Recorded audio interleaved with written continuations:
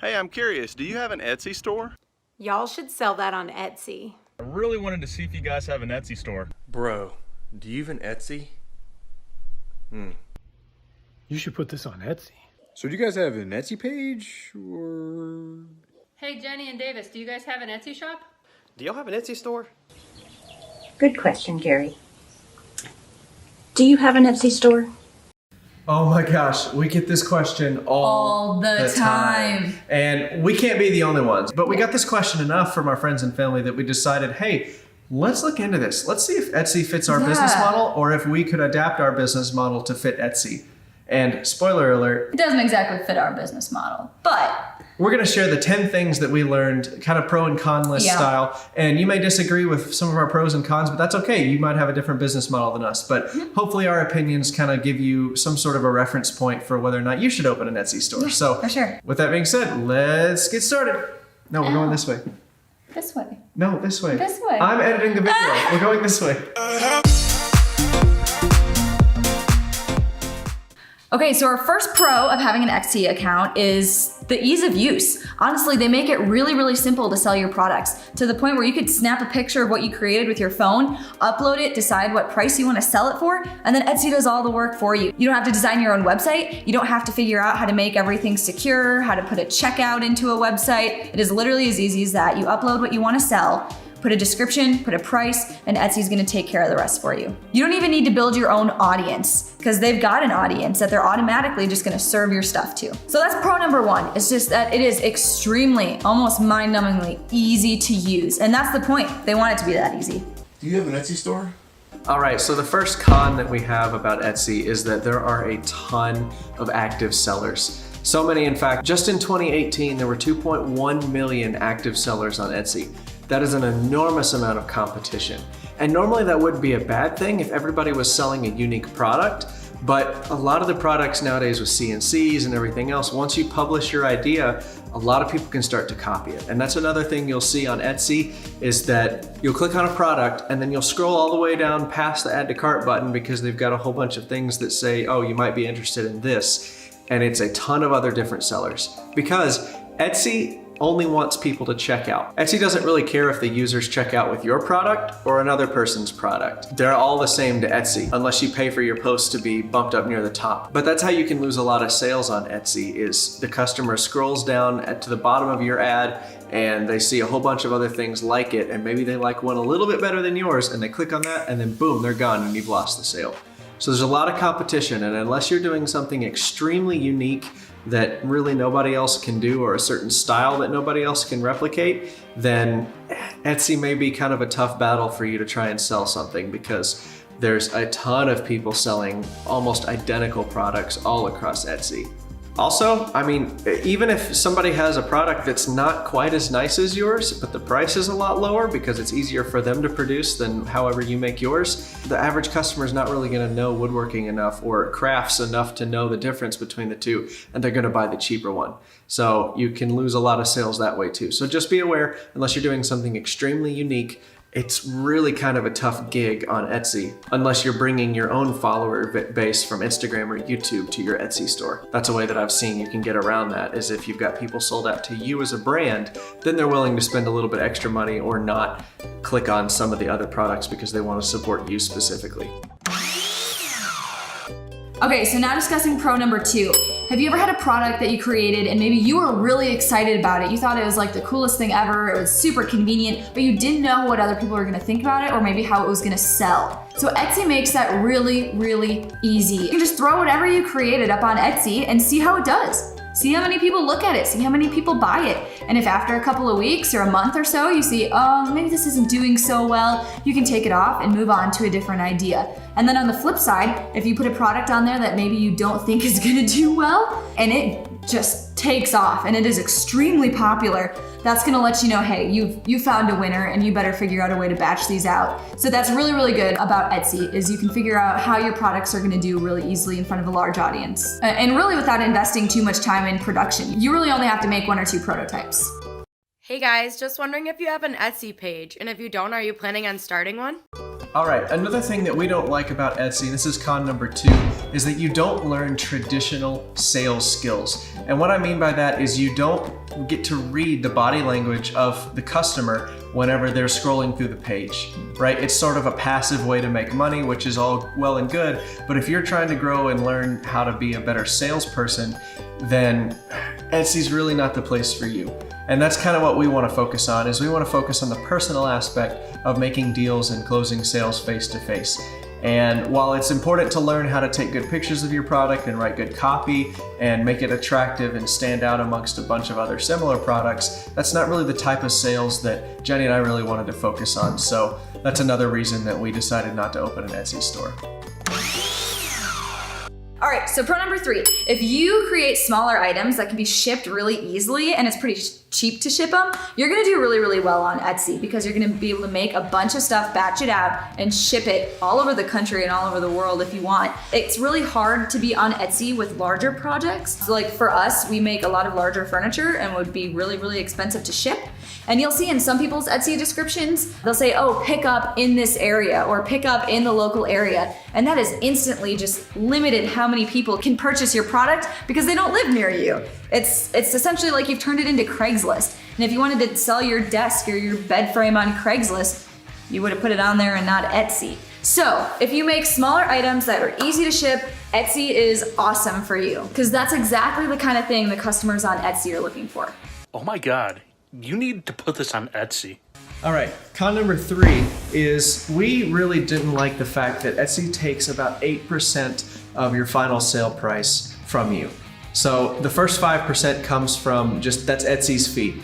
They charge you to list a product for a couple of weeks and then they charge you another 5% of every sale that you make. All right, so let's just play pretend real quick. Let's say that this is a cutting board that you're selling on Etsy. Okay, it's 20 inches long. Okay, and again, just play along. We're making the math easy here.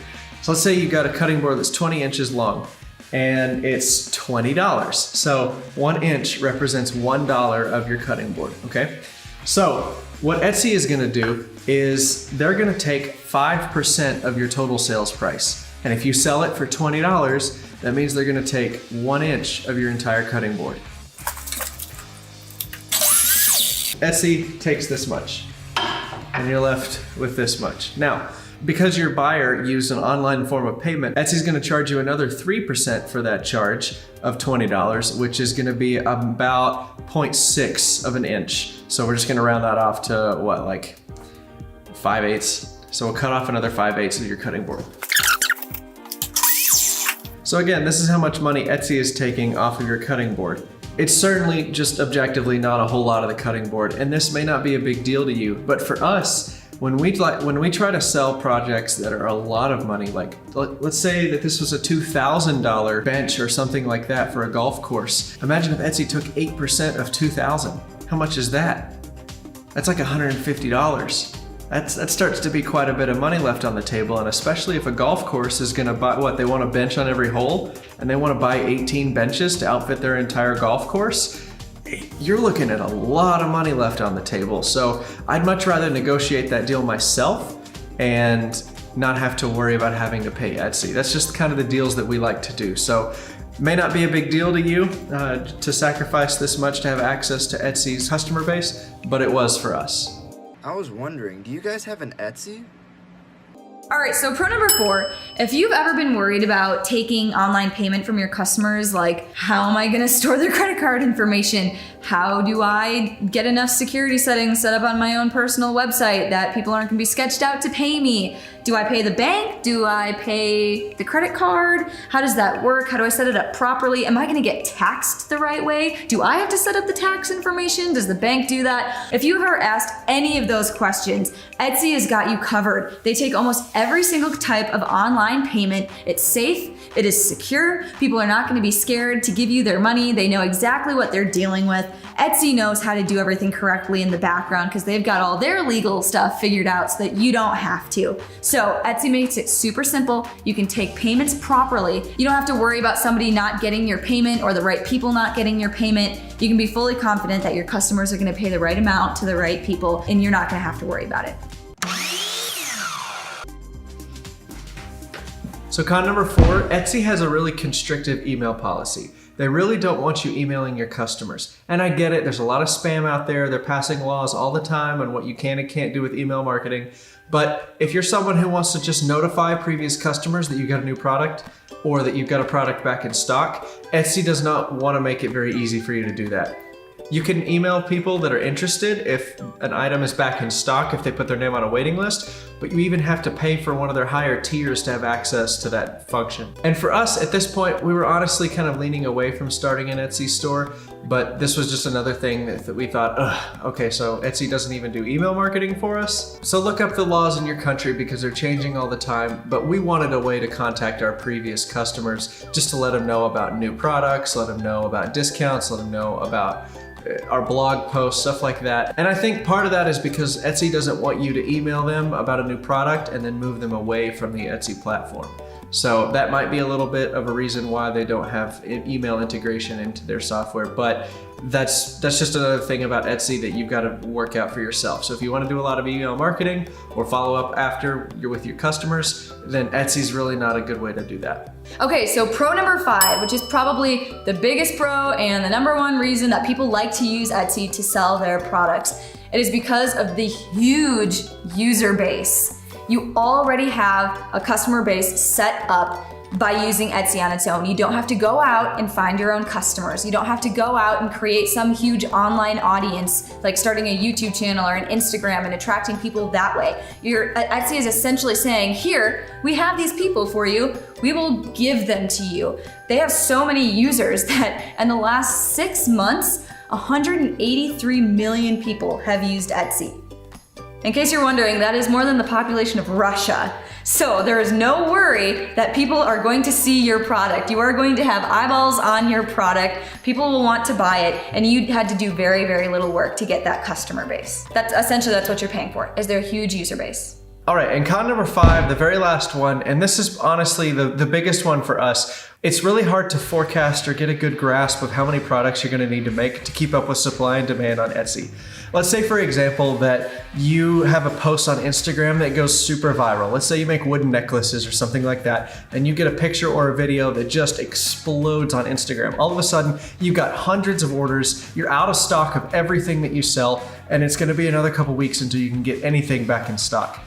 This is a nightmare for a small business that's ready to explode. In business, they call this the hug of death. You always want to be prepared for a hug of death. Whether that's a news story or social media, or your mom tells somebody who knows somebody else, who knows somebody at CNN, then all of a sudden you're on the news. You never know what can happen. That's one of the exciting things about business, but you always want to be prepared for that hug of death. And the way that we like to do business is we like to keep a rotating book of clientele that we can just reach out to or can reach out to us, and we make continued sales. It's just the way that we like to operate. Etsy doesn't really lend itself to that, especially if you're doing a side hustle.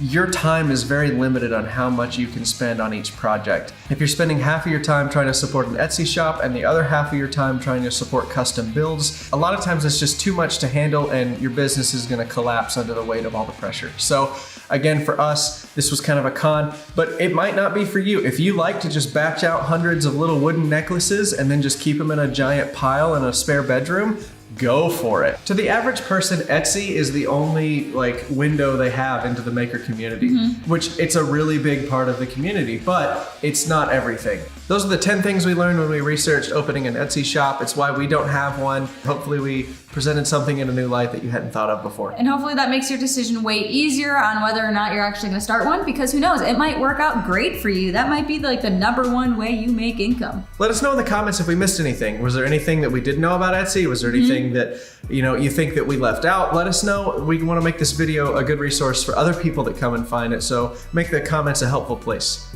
And thank you to all of our friends who contributed to this awesome intro and some of the clips in the middle and the outro. You guys are so awesome. We weren't even expecting this to turn out to a big thing. We just kind of threw it out there. Yeah, I was blown away with the number of people that responded and said yes, they'd be willing to help out. This is such an awesome community, and we just want to thank you for being a part of it. Right here, we're gonna have a video on our Ferris wheel of sales. This is kind of our explanation of how we like to do business. When I was talking earlier about our rotating book of clientele, this is where we make most of our money. And then right over over here, we're gonna have another video explaining our tax structure. How do we deal with taxes? That's something that everyone needs to consider when you do any sort of online or brick and mortar business. You need to just understand, hey, you gotta set aside a little bit of money for taxes. Should I pay a CPA? Should I not pay a CPA? These are all things you need to consider. And this video right here covers everything we feel comfortable sharing our experiences about. So go ahead and hit the subscribe button if you're not a subscriber. Please hit the like button. It really helps the channel out a lot, helps it share to more people. Turn that notification bell on so you never miss a video coming from us. And yeah, we'll see you again soon. Later.